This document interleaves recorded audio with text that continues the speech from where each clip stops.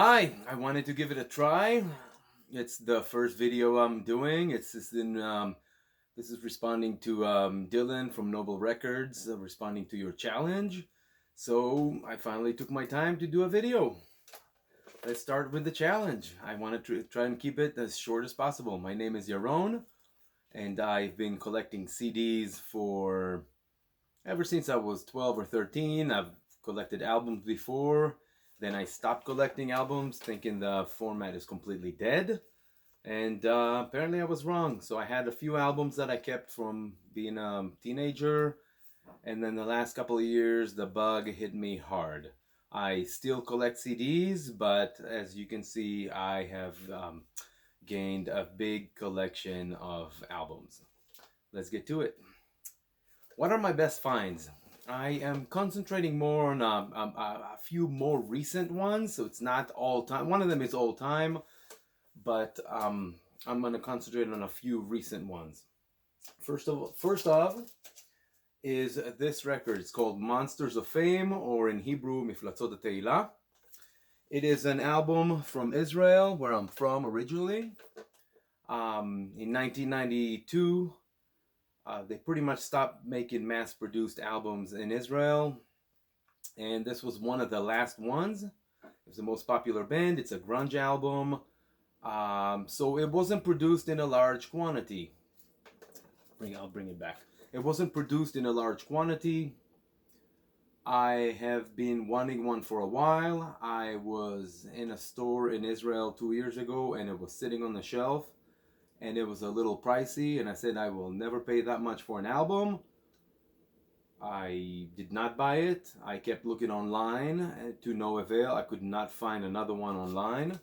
And finally one popped up on Discogs a few months ago, and I paid almost double than what I would have paid in the store in Israel 2 years ago. So lesson learned, if you see it on the shelf, even if it's a little too expensive, you really want it, just buy it, especially when you're out of town, especially when you're in a different country. Next one, we recently were on a trip to Wisconsin and for Thanksgiving. So I'm concentrating now on albums I found in the wild. Because I buy a lot also on Discogs, but I do like when I stumble upon stuff just going into a store. I love the Traveling Wilburys. I've had Volume 1, and we went to a record store in Lake Geneva, Wisconsin. I walked in, and they had Volume 3, and the price was right, the quality is awesome, and I love this album, so I was really happy to have it. Another great find. It's not a rare album, but it was on my birthday. I stepped to my local record store, and they had a gorgeous copy of Back to the Future. It's my favorite movie of all time, and one of my favorite soundtracks as well. Last one of the great finds. Of course, this always happens after I buy something on Discogs or eBay. I wanted Guns N' Roses Lies. I got one and mistakenly got the censored, the one with the censored cover. This one is the non-censored cover, and there was a record store here in town. I stepped in towards the end. I looked around, and I found GNR Lies at a great price and the uncensored version. Next in line, best song ever written. I don't want to go off with with super rare songs that no one knows. So I picked two of my favorite songs that whenever they come on the radio or on my iPod, yes, I do listen to an iPod. I almost always, and sometimes in my car, I will just sit and listen until the end of the song. So to me, this is one of the greatest rock songs of all time. Layla by Derek and the Dominos. It's just anything a rock song should have. The great riff, the piano ending. It's just amazing, and I'm a huge Eric Clapton fan. Next in line, even he says it's the best song he's ever written. So it is Thunder Road by Bruce Springsteen. It's just beautiful. The music, the sound, the piano, the everything. When I saw him live in Los Angeles, the first time I've seen him. I saw him live in Los Angeles a few years ago, and well, actually, it was now 12 years ago. It's not a few anymore. And the start of the show, he came on stage by himself and started the show with Thunder Road with just a harmonica, and it was amazing. How do I keep track of my collection? I've been collecting, like I said, CDs many years, and when I started losing track of it in the mid 90s, just to keep in mind of what I have, I'm a little OCD. I started writing everything in notebooks. Came the late 90s, I had a computer, so I started an Excel sheet.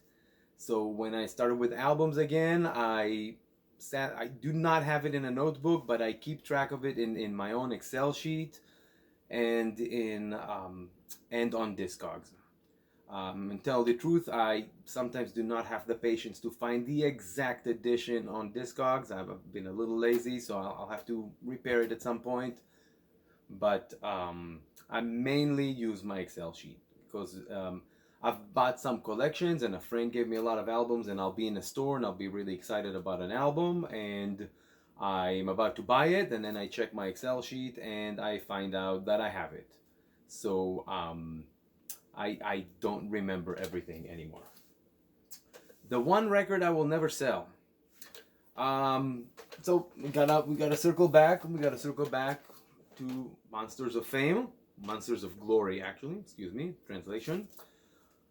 And here's another note about me. I don't trade much or sell at all. If I have some doubles, I'll sell them. But Dylan, unlike you, there's some of them don't have a price. I'm a black hole. Some albums make this house and they rarely ever leave, if at all. So I'm not a hoarder, but I'm a collector, and I do it from the love of it. Yes, I like making money, but I just collect everything I can. The next question we have: favorite music-related documentary. I have a couple of them to share with you. I think the main one is the Beatles anthology. So I have the DVD set from the 90s. Excuse me, from the early 2000s. That's when they came on DVD. I always liked the Beatles. I never loved the Beatles. I could listen to 2 or 3 songs and maybe half an album, maybe greatest hits, and be done with it. When this box set came out, I bought it, and I kind of really didn't know the whole story of the Beatles, and I like the fact that they were telling the story. I think about midway between episode 3 and 4, I stopped and went to my local record store and bought all the Beatles albums, and been a huge fan since. So this has had a great influence on my on my love of the Beatles. A couple more honorable mentions, and I watched those over. I remember watching them both online one time on both in the same night. So one of them is Searching for Sugar Man. I've never heard of Rodriguez. I start watching it. The movie is absolutely, it's captivating. It's a great story. Even if it's a little bit of Hollywoodized, it's a great story. The music was great. About some of the albums. Excuse me, I bought the CDs, and it's hard to find the albums. And I absolutely liked it. And I finished it, and I was so inspired, and I wanted another music documentary to watch, and I stumbled upon Sound City.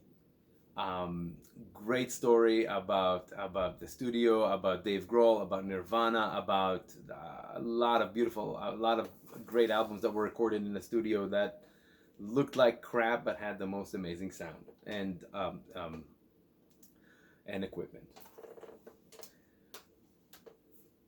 My favorite record that I got as a gift. I'm going off here because you can't play this record, but for Christmas, I'm a huge, my favorite band is Queen. Sorry, jumping all over the place. And for Christmas, my girlfriend got me Bohemian Rhapsody and an album that someone etched a Freddie Mercury onto. So I got it last Christmas, and it was a huge surprise. And I love it. I need to find room to hang it. I have too much art on my walls, but I absolutely love it, and it's like the coolest gift. And I also can't believe that someone took a brand new Bohemian Rhapsody album and did it to it, but it's artwork.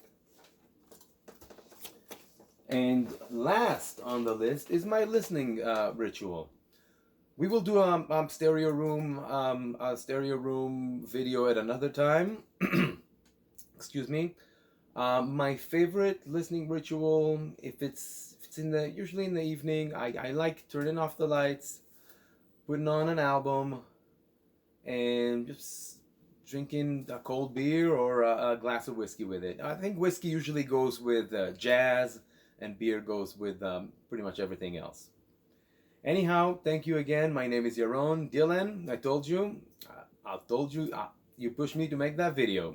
Excuse me, your video pushed me to make that video. So thank you so much, and I'm hoping to make another one pretty soon.